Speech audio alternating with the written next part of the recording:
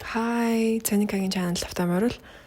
За, энэ бичлэгэн дээрээ би сөрөг мэдрэмжүүдийн яг бодит жишээнүүдийг хуваалцъя гэж утсан. Тэгээд энийг үзэж байгаа хүмүүс магадгүй тэр жишээнүүдээс өөрийгөө ч болон эргэн тойрныхоо хүмүүсээгээ ерөнхийдөө илүү ойрхон ойлгох юм болов гэж бодож байна. Joe Dispenza-гийн сөрөг мэдрэмжэндээ донтдог талаар ерөнхийдөө энэ ном дээр нэг жишээ авсан байсан. Тэр нь болохоор байнгын буруутай мэдрэмж авдаг тийм хүний талаар жишээ авч бичсэн байсан. Буруутай мэдрэмжэндээ донтсон хүн гингүүд ерөнхийдөө бүх юмнаас буруутай биш байсан ч гэсэн буруутай мэт өөртөө яг л юм reality мэдрэмжийг ертөнцийг хүлээж аваад өөрийнх нь биед нь ч гэсэн яг тэр буруутай мэдрэмж гимшилтэй гим цэмийн мэдрэмж төрөхөд ялгардаг химийн урвалууд бодисууд ерөнхийдөө байнгын олон жилийн турш явагцаар байгаад бие нь бүр тэр их химийн урвалуудтай ерөнхийдөө нэлээд дасан зохицсон ногоос болоод би энэ одоо байнга тэр буруутай мэдрэмжийн бас урвалуудыг химийн тэр элемент химийн тэр одоо бодисуудыг нэхэж шаардаж тэр хүн өөрийгөө ч тэр буруутай нөхцөл байдалд аваачдаг болон буруутай биш байхад ч буруутай мэдрэмж авдаг одоо тийм тухай яг жишээг авч бичсэн байсан л да. За буруутай мэдрэмжээс гадна маш олон өөр бас сөрөг мэдрэмжүүдийн жишээ бас дурдъя. Яг хувьдаа миний хамгийн донтцсон байсан ойр буруутай биш сөрөг мэдрэмж нь юу вэ гэхлээр гомдох мэдрэмж. Гомдох мэдрэмж нь өөр бас хохирогчийн сэтгэл зүйтэй ерөнхийдөө нэлээд ойр бас ойлгогдож болно. Энэ нь болохоор айгүй амархан гомддог. Тэгээ ерөнхийдөө бүх юмнаас ингээд гомдох шаардлагагүй байхад гомдчоод байдаг тий. Тэр гомдлынхаа мэдрэмжэндээ нэлээд ингэж гүнзгий автаж тийм их хэмжээгээр гомдох шаардлагагүй зүйлс дээр гомддог ч юм уу. Тийм мэдээж бас тэр гомдохоор үйл явдлууд нөхцөл байдлаа өөрөө бас манифест хийдэг гэж ойлгож болно. Яг энэ хоёр жишээг дурдсны яг ингээд завсар нь би бас юу гэж хувийнхаа зүгээс бас ойлгосон гэдгийг хуваалцъя л да. Яг энэ мэдрэмжүүд маань зөвхөн бидний энэ амьдралын мэдээллээс гадна мэдээж байгаа. Гэхдээ бас бидний удмын мэдээлэлтэй холбоотой байд юм лээ. Удмаараа одоо гэр бүлэрээ хэдэн үеэрээ ямар мэдрэмжийг түлхүү авч амьдрал нь өрнөж тэр нь яг генд нь мэдээлэл нь бичигдсэн байгаатай холбоотойгоор бид бас яг тэр мэдрэмжүүдээрээ ерөнхийдөө код маань програм маань ажиллаад байдаг гэж бас ойлгосон. Тэгэхээр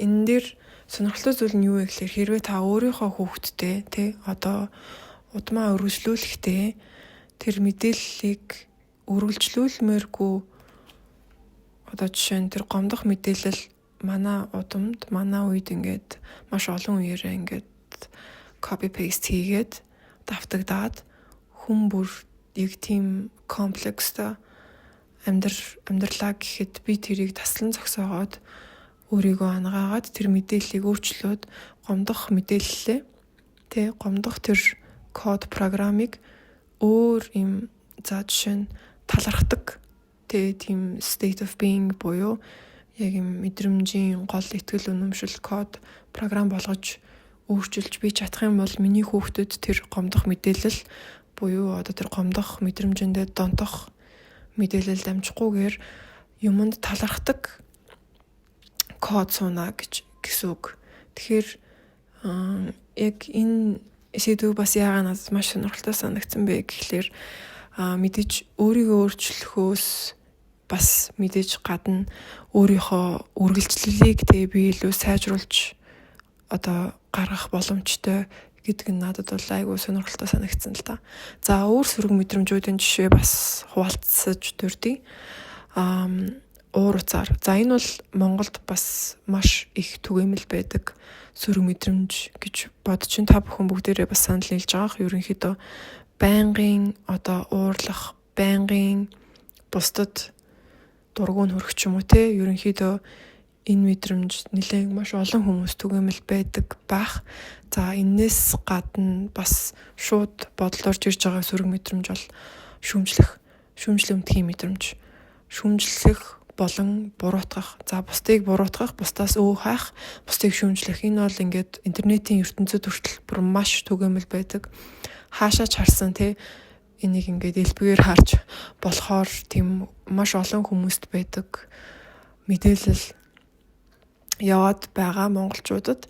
Тэгээд би ч гэсэн яг энэ YouTube-ийн бичлэг хийнгүүт мэдээж маш олон хүмүүс нэг амар олон хүмүүс үзгүй байгаа ч гэсэн ингээд тэрнээс ганц хоёр хүмүүс нь ямар нэгэн хэрэггүй ач холбогдолгүй зүйлийн талаар ерөнхийдөө комент хэлж одоо шүүмжилж хайж бичсэн байдаг. Тэгээд яг энэний талаар шүүмжлэлийн талаар би бас бүр гоё тусдаа бичлэг хий гэж ерөнхийдөө бодож байгаа. Одоохондоо бас яг бэлдэж амжаагүй байна. За тэгтээ бас энэ бичлэгэндээ ингээд урдаад авангууд магадгүй та бас өөрийгөө хэрвээ юм болгоноос хайгаад шүүмжлээд байдаг бол жоохон ч гэсэн тэрийгэ одоо өөртөө aware болоод те өөрийгөө ажиглаад нэрээ эн чинь би биш миний дотор ийм шүүмжлэмтгий програм даалт ухамсарт маань яваад байгаа юм шүү дээ гэж бас бодож үзэж болохгүй те why not. За буруутай мэдрэмжийн талаар ярьсан. Бусдыг буруутгах мэдрэмж, гуниж гутрах, хохирогчийн сэтгэл зүй болон гомдох. За өөр бас ичхүүрийн мэдрэмж айгүй төгөөмөл бас байд юм байна. Энэ нь болохоор юм ичих шаардлагагүй ичих одоо ямар ч юм ичхээр юм болоогүй хахад ерөнхийдөө айгүй их юм ичхүүр гэхээр юм ичих гэхээр жоохон буруу ойлгогдоод байгаа шүү. Яг англиар бол shame гэж нэрлэдэг те. Яг юм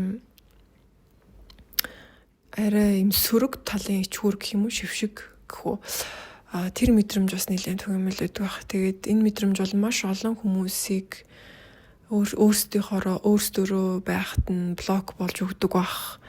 Яг гоё чөлөөтэй те өөрсдөө илэрхийлэхэд ийм цэцэг шиг ирвэхий шиг л байх байсан бол тэр ичхүүрийнхээ мэдрэмжээс болоод магадгүй өөрсдөө нуугаад хаагаад хүн хин намайг юугээ бодчих юм бэ те эсвэл одоо өөрийнхөө ямар нэгэн зүйлийг өгөөсгээд тэрийг хөлөөнд шуурч чадахгүй түүнээсээ санаа зовж ичдэг ч юм уу гих мэтэр. За энэ зүрэг мэдрэмжүүдийн талаар би хуваалцъя гэж утсан. Өөр хэрвээ танд бас өөр сөрөг мэдрэмжүүд бодолд орж ирж ивэл комментээр үлдээгээрэй. Тэг ямар ч тач энэ олон юм сөрөг мэдрэмжүүдийн кодлолтыг ерөнхийдөө бид нар өөрсдөө өөрчлөөд гоё таатай мэдрэмж болгох боломжтой.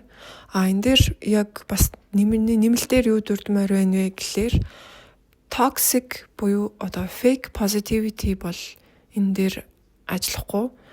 Одоо жишээ нь маш их готордог мэдрэмжиндээ онцсон хүн өөрийгөө хүчээр би аз жаргалтай хүн гэд ингээд одоо худлаагаасаа аз жаргалтай юм шиг тэр ингэж өөртөө итгүүлэх нь бас яг тэр энэ асуудлыг шийдэх тэр одоо арга нь бол биш. Fake positivity гэж зүйл байдаг. Тэгээд fake positivity-гээр одоо энэ асуудлаа даалтлахгүйгээр хэдүүлээ яг эхлээд тэр өөрсдийнхөө сөрөг мэдрэмжийнхаа тэр асуудалтаа гоё нүүр тулаад тэгээ бүр яг үнэхээр хамгийн игзэгтэй тэр конфликтийн үед гарч ирдэг ч юм уу те өдөр тутамдаа байнга гарч ирж байгаа тэр мөч болгондоо өөрсдийгөө ажиглаж анзаарч хүлээн зөвшөөрөх нь бас яг тэр энтэйгээ тэнцхийн хамгийн эхний буюу чухал алхам гэж бас би өмнөх бичлэгэн дээрээ дурдсан. Тэгэхээр toxic positivity буюу одоо худлагаасаа өөрсдийгөө би ийм гоё хүнтэй юм чинь аз жаргалтай хүн, тайван хүн гэж худлаа ярилгүйгээр гоё доторх тэр муухай зүйлсүүдтэйгээ нүүр тулаасаа гэж бас энэ бичлэгэн дээрээ та бүгдэд хүсье. За энэ хөвчлөгээ ингээд дуусгая. Таалагдаад танд хэрэгтэй байсан бол баярлалаа. Тэгээд дараачихаа бичлэгэн дээр уулзцгаая. Баяртай.